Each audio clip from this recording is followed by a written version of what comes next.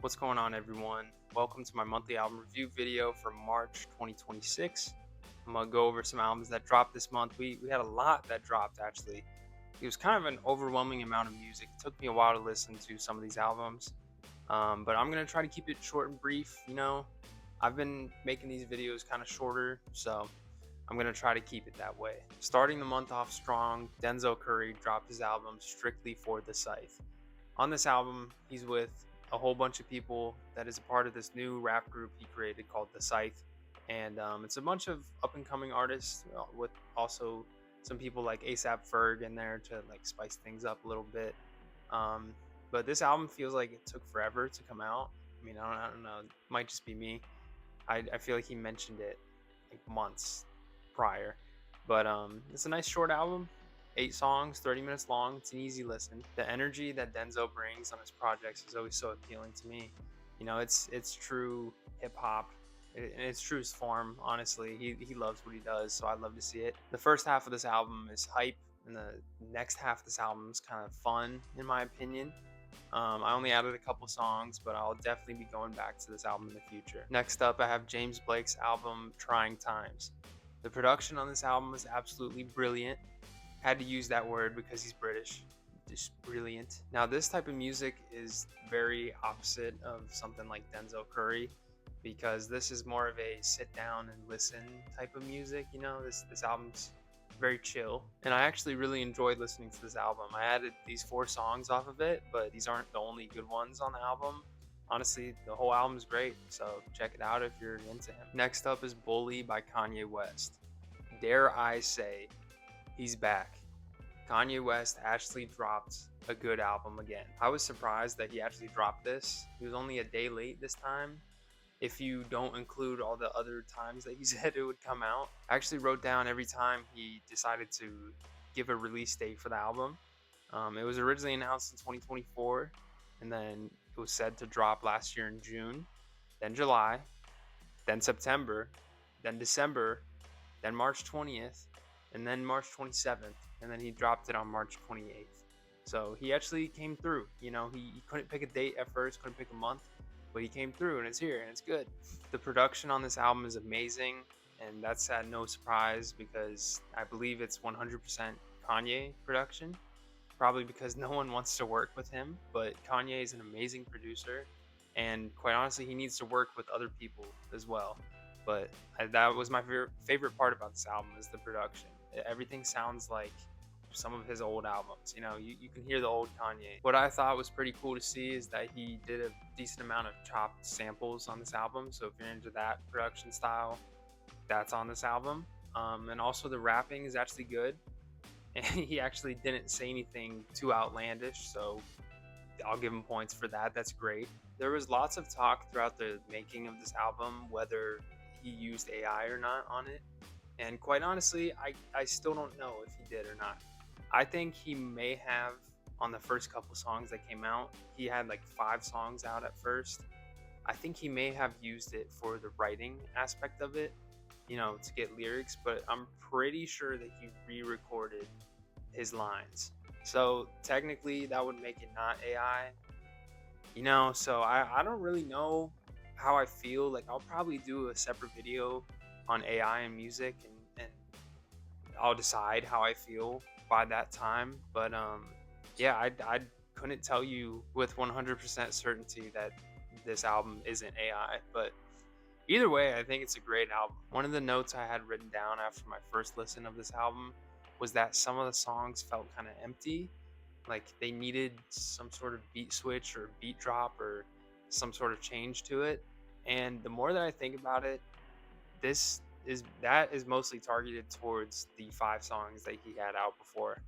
Like, yeah, I honestly love the songs that I added off of this album, and I don't think I'd change anything about it. One of the things that I've seen people say online is that a lot of the songs sound like different Kanye albums. Like, it sounds like different eras of them. And the post that I'm thinking about specifically is by this account called The Rap Views. Shout out them. I'll link the post in the description below.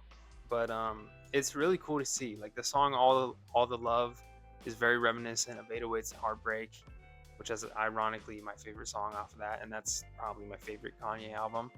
so that's crazy. Punch Drunk is kind of reminiscent of College Dropout. Damn to Life of Pablo. Preacher Man to Jesus is King. Highs and Lows to Yay. There's a bunch of them. So check out that post. I thought it was pretty cool to see, and it's very accurate in my opinion. Overall, I think this is a very solid album. I don't think it's one of the best things he's ever put out, but it's also not one of the worst. My GOAT is not washed. he's still here. I know a lot of Kanye fans are glazing him, saying this album's so good and everything. Like I said, I don't think it's amazing, but it's definitely worth checking out. Like I said before, All the Love is still my favorite song, and the other song that I really liked on here was the song with Travis Scott. I feel like it's kind of basic. It's kind of a fan favorite in general, but I just think that Kanye and Travis need to work together more, because Travis is like a mini Kanye, and they're very reminiscent in their music. That's another one of my video ideas, is how similar they are, and how much Travis, has taken from Kanye. Not taken from him, but like inspiration wise, you know what I mean? They're very similar, and I feel like someone out there sees the similarities. I mean, you have to. But yes, I wish they worked together more and produced for each other more and were featured on more songs together. That'd be pretty cool to see. Next up, I got Yeet with ADL, which is A Dangerous Life. And honestly, I used to hate on Yeet, but this album really wasn't that bad. It really got me thinking about him. I really do think I've come around to his music. I used to hate on him, quite honestly. I didn't like how he sounded and everything. But I gotta say, I've always liked the uniqueness of his beats. And I've always appreciated how how well he fits on the beats, I respect what he does because I think he actually really enjoys doing it. And another thing I respect about him is that he always kind of creates a world around his albums. His rollouts are always very, unique and just everything, starting from billboards to newspapers to just random ways to roll out his album. I can't think off the top of my head right now.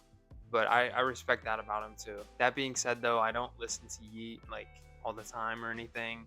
I wouldn't call myself a Yeet fan. So 21 songs was a lot for me to get through. I only added 2 off of this album. I'm sure there were more that I liked, but I only listened to once. He had some interesting features on here too. Like, for example, Elton John and Kylie Jenner.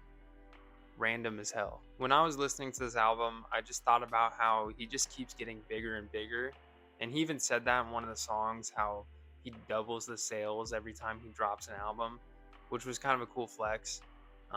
But I also was thinking about how he's low-key the younger generation's like superstar. Like, he's like the main star of this younger generation. He is low-key in his own lane though, with the type of music he makes.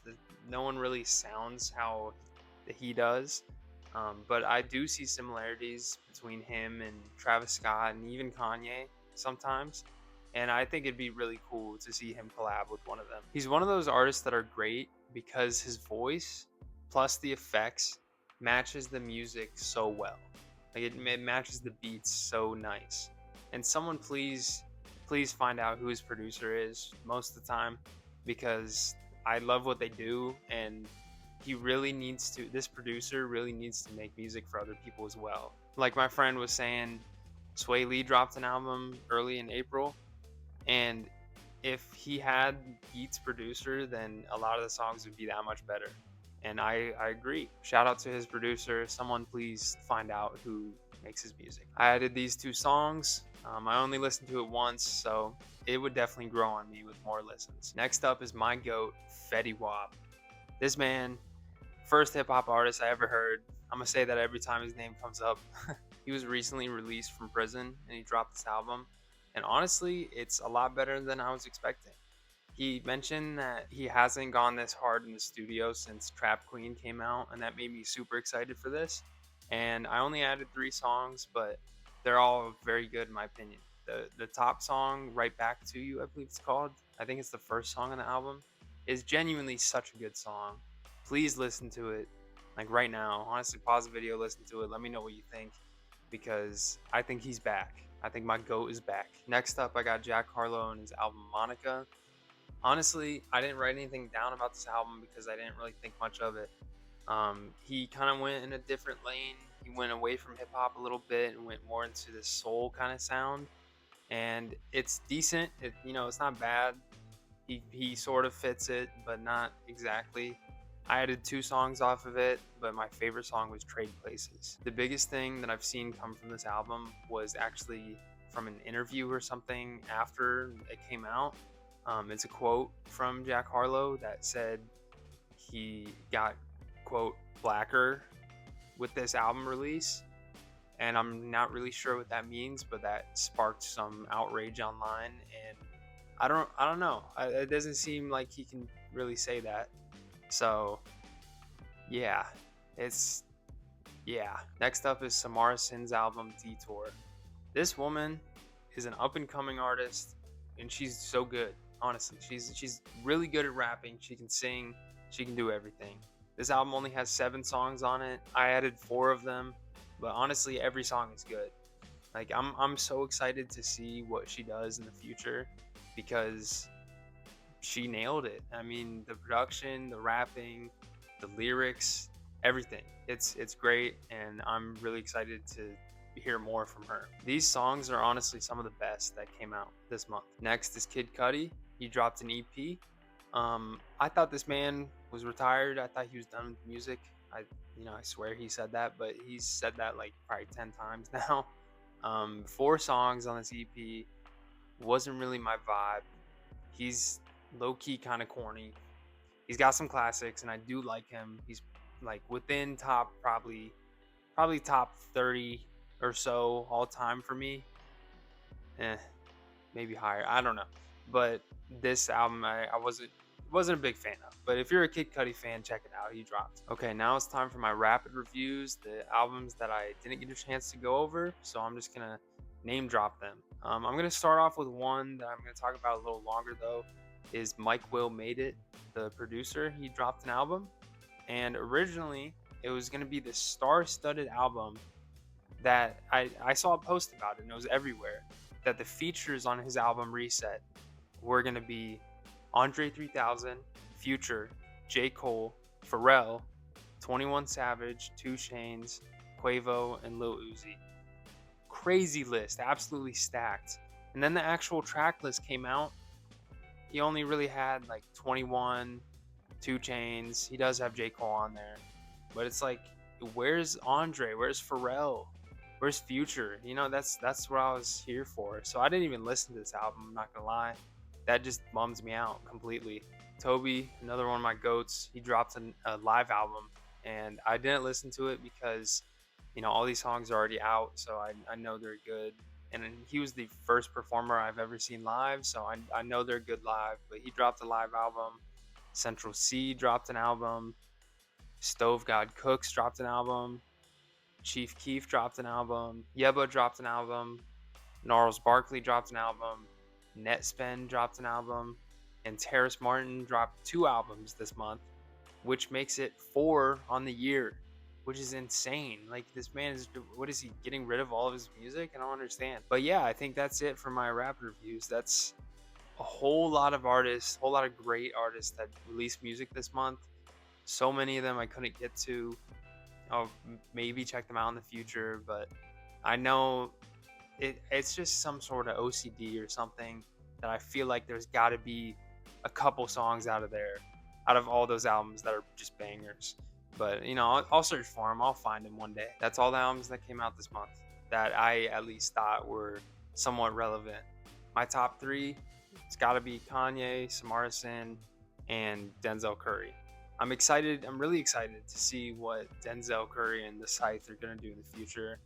Their next album is probably going to be crazy. I feel like it's going to be bigger than mainstream, but we'll see. That's all I got for this video. Check out next month's video for new drops. Hopefully that one's on time. Peace.